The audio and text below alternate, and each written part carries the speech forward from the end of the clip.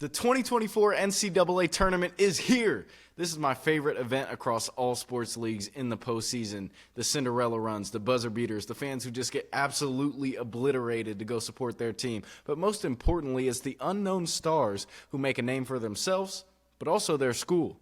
Today I'm going to be highlighting 5 different players from different mid-majors who can propel their teams to an NCAA tournament run. Don't forget to like and subscribe. It's your boy, CBB CK, baby. First, coming in at a staggering 6 feet, it's New Mexico's Jalen House. Don't let the height or the voice Keep our foot on their necks the whole time. fool you. Jalen is a real dog. Coming from an NBA father, it feels inevitable that he has no problem rising to the occasion. But it always wasn't like that throughout his college career. House was a 4-star recruit coming into Arizona State and was rated the number 12 point guard in the class of 2019. That didn't pan out immediately. He averaged 3.9 points a game in his freshman year and 5.3 his sophomore year. Then it all changed. He found a new home in New Mexico and hasn't looked back. Jalen has lived up to the hype in the past 3 seasons with the Lobos and is getting hot at the perfect time. Even though UNM has 2 other great guards, Donovan Dent and Jamal Mashburn, House is the leader of the pack. He's averaging 16 points per game, 3 rebounds, 3 assists. The Lobos had to win all 4 games of the Mountain West Conference tournament to make the big dance. House was a key part of that. He averaged 23 points per game in the event, winning the tournament's MVP. Don't be surprised if he continues his tournament success against Clemson on Friday, the 6th seed. Now, let's stay on the topic of scoring guards. This next unknown star can really fill it up. Oh, God, pause. Shahade Wells of McNeese State is a bucket. As another college journeyman, it seems that Wells finally found a home that values the scoring he can bring. Wells started his career as a JUCO product for Tyler College. In his sophomore season, he averaged 21 points per game, 6 assists, and 5 rebounds. He then transferred to UT Arlington, where he damn near led the team in every category. The product Wells put out at UTA allowed him to transfer up. He then went to TCU the following season, but struggled to become the guy behind Mike Miles.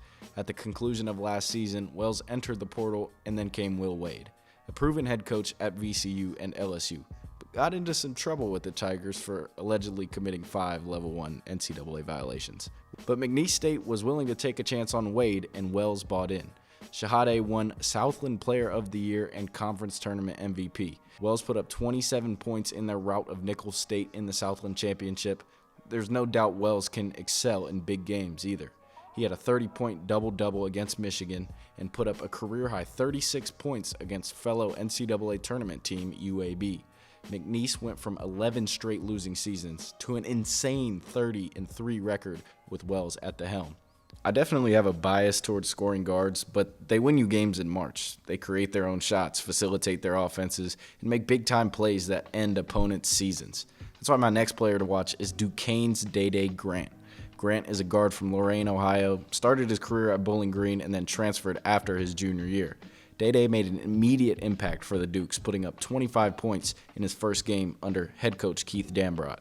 The story of Duquesne is incredible in its own right. This is their first NCAA tournament appearance since 1977. They had to get here by beating A-10 favorite Dayton, then St. Bonaventure, and eventually VCU in the championship. Grant has played a huge part in that whole turnaround. He averages 16 points a game and has gone for 30-plus multiple times this season. Grant is a 3-level scorer who can shoot and make tough shots over anyone. The Dukes get BYU in the first round. Duquesne's head coach Keith Dambrot just announced his intentions to retire after the tourney, so you have to imagine Day and company will be looking for blood in this year's dance. Okay, I'm done with the guards, but I'm not done with Grants. How about Grand Canyon's Tyon Grant Foster? He's a prototypical NBA wing, a 6'7", 210-pound force who has a polished game and is a projected first-round pick. Grant Foster led the Lopes to a 29-4 overall record and a WAC tournament championship. Tyon would be the best player on the floor against a lot of these NCAA tournament teams. He's that good. He can beat you off the dribble, catch and shoot, and create in the mid-range. The Lopes will take on St. Mary's in that highly anticipated 5-12 seed matchup. The craziest part about Grant Foster, he only played 1 game at DePaul last season due to a heart issue.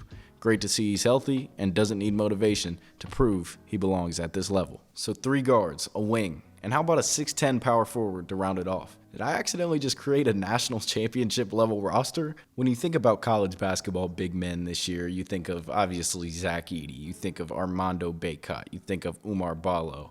But what about that guy from little old Dayton? Following in the footsteps of Obi Toppin, Deron Holmes is an absolute force and one of the most underrated big men in all of college basketball this year. The highest rated recruit in Dayton Flyers basketball program history has delivered in all 3 years as a Flyer. But he didn't make the NCAA tournament in those first 2 and actually tested the NBA waters before announcing his highly anticipated return. DH2 needed to get stronger. He needed to develop his three-point jumper. Deron put on 15 pounds, going from 220 to 235 over the summer. And he's also seen an increase in volume from the three-point line. He's already taken and made more three-pointers this year than he had in the previous 2 seasons combined. Holmes is averaging 20 points per game, 8 rebounds, and just under 3 assists. Also shoots 38% from the 3. That led him to be an AP All-American selection on the second team.